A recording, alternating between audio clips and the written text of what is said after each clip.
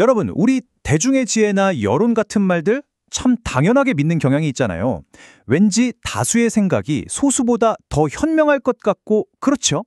하지만 정말 그럴까요?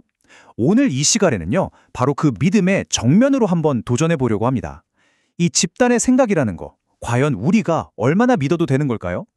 자, 바로 이 질문에서부터 시작해 보겠습니다. 집단은 정말로 생각하는가? 우리는 집단의식이라는 말을 참 쉽게 쓰는데요. 근데 한번 곰곰이 생각해 보세요. 과연 집단이라는 게 한 사람의 개인처럼 그 생각이라는 걸 할 수 있는 그런 주체가 될 수 있을까요? 네, 먼저 오늘 우리가 파헤쳐볼 핵심 개념부터 한번 짚고 넘어가죠. 바로 집단의식입니다. 이게 뭐냐면요, 사회 구성원들이 공통적으로 갖고 있는 생각이나 감정, 그런 것들을 뜻하는 말이에요. 요즘 말로 하면 딱 여론이죠. 특히 정치권에서 이 말을 정말 많이 쓰잖아요. 국민의 뜻에 따르겠습니다 하면서요. 그 말 속에는 개인의 판단보다는 다수의 의견이 진리에 더 가깝다는 그런 믿음이 깔려 있는 겁니다. 자, 그럼 본격적으로 첫 번째 질문을 던져보겠습니다. 과연 집단의 의견이 개인보다 항상 더 나은 걸까요? 이 믿음이 그냥 성립하는 게 아니거든요. 어떤 조건이 필요할지 그 전제부터 하나하나 따져보도록 하죠. 그러니까 단순히 여러 사람의 생각을 모은다고 해서 무조건 더 올바른 판단이 나오는 건 아니라는 겁니다. 우리가 흔히 말하는 이 집단 지혜라는 게 제대로 작동하려면 반드시 충족되어야 할 아주 중요한 전제 조건들이 있어요. 이 집단 지혜가 성립하기 위한 핵심 조건, 바로 이 두 가지입니다. 첫 번째는 그 집단에 속한 개개인이 전문가 수준의 지식을 갖춰야 한다는 거고요. 두 번째는 각자 아주 깊은 관심을 갖고 그 사안을 심도 있게 분석해야 한다는 겁니다. 만약에 이 두 가지가 다 빠져 있다? 그럼 그건 지혜가 아니라 그냥 의견의 모험일 뿐인 거죠. 자, 우리 솔직히 한번 생각해 보자고요. 현실에서 이 두 조건이 모두 완벽하게 충족되는 경우가 과연 얼마나 될까요? 이 상황을 아주 명확하게 보여주는 예시가 있습니다. 바로 저명한 생물학자 리처드 도킨스의 말인데요. 그가 영국의 EU 탈퇴, 즉 브렉시트를 국민투표에 붙인 걸 비판하면서 이런 말을 했어요. 경제학, 정치학에 대한 깊은 이해가 필요한 이런 중대한 문제를 전문성 없는 대중에게 묻는 건 이건 조종사가 승객들한테 어느 활주로에 내릴까요? 하고 투표시키는 거랑 똑같다는 거죠. 정말 신랄한 비유 아닙니까? 자, 단순히 전문성 문제를 넘어서요. 이제 더 근본적인 질문으로 들어가 보겠습니다.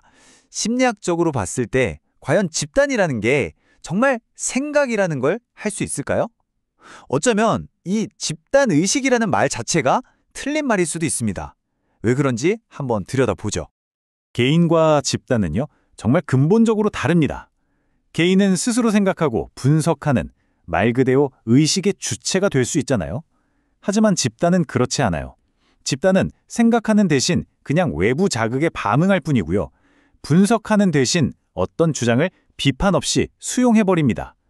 바로 이 지점 때문에 사상가 시몬 베유가 집단은 결코 생각하지 않는다고 딱 잘라 말한 겁니다.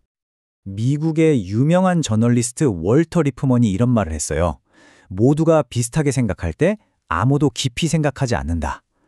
정말 핵심을 꿰뚫는 말이죠. 다들 예라고 말하는 분위기에서 혼자 아니오라고 말하면서 비판적으로 생각하는 거, 그거 정말 어려운 일이잖아요. 정신분석학의 아버지 지그문트 프로이트도 집단의 심리에 대해 아주 날카롭게 분석했는데요. 그가 본 집단은 이렇습니다. 첫째, 충동적이고 변덕스럽고 성급하다. 둘째, 너무 쉽게 믿고 너무 쉽게 영향을 받는다. 셋째, 비판력이 아예 없어서 말도 안 되는 것도 사실로 믿어버린다. 마지막으로 진실과 거짓을 구별하지 못한다. 정리하자면 뭡니까? 집단이란 건 이성적인 판단을 내리기에는 정말 너무나 불안정한 존재라는 거죠. 자, 그렇다면 말이죠. 집단이 가진 이런 심리적인 결함을 만약 누군가 의도적으로 악용한다면 어떻게 될까요?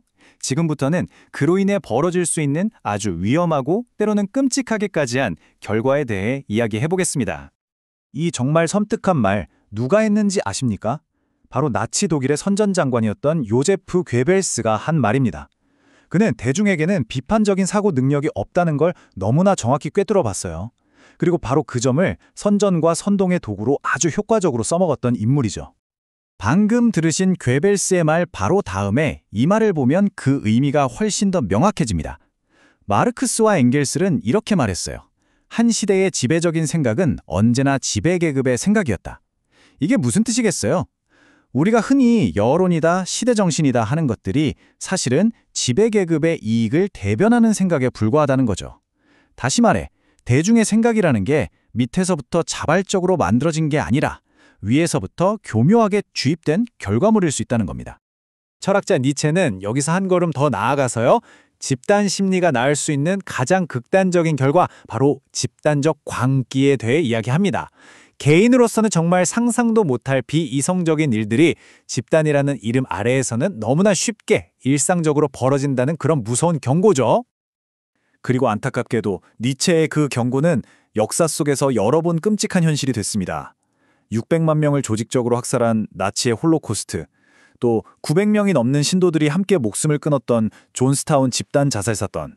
이 끔찍한 비극들은 전부 조작된 집단의식이 개인의 이성을 마비시키고 광기로 치달을 때 대체 어떤 일이 벌어지는지를 보여주는 너무나도 명백한 증거들입니다.